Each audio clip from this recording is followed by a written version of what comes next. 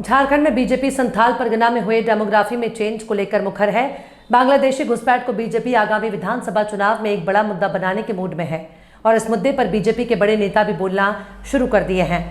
झारखंड में इन दिनों demography change और बांग्लादेशी घुसपैठ का मुद्दा जोर पकड़ रहा है। बीजेपी ने सिर्फ संथाल परगना प्रमंडल बल्कि पूरे झारखंड में लगातार हो रहे बांग्लादेशी घुसपैठ और डेमोग्राफी चेंज का मुद्दा उठा रही है। केंद्रीय स्तर के नेता अब इस चुनावी मुद्दा बनवा करके आगामी विधानसभा चुनाव लड़ने के मूड में है। असम और बंगाल को हम छोड़ देता हूं। ये बांग्लादेशी घुसपैठियों का नेक्स्ट टारगेट क्या बना हुआ है? हमारे झारखंड प्रदेश बना हुआ है। आज झारखंड में कोई सारे जिले हैं जो जिले में मुसलमान घुसपैठियों का संख्या 30% तक पहुंच चुका है।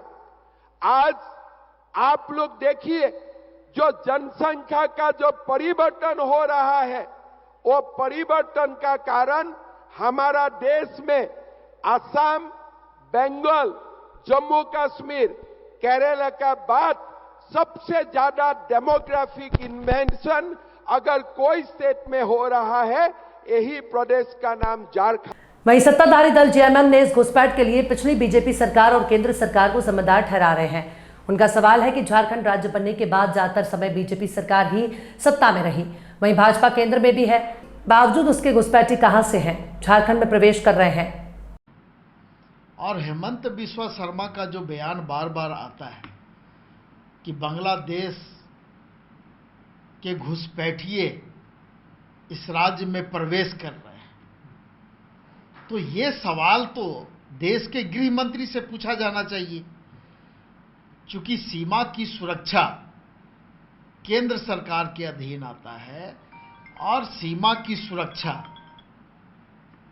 केंद्रीय गृह मंत्रालय के अधीन आता है। उसी मंच पर अमित शाह बैठे हुए हैं, उसी मंच पर हेमंत बिस्वा शर्मा आरोप लगाते हैं।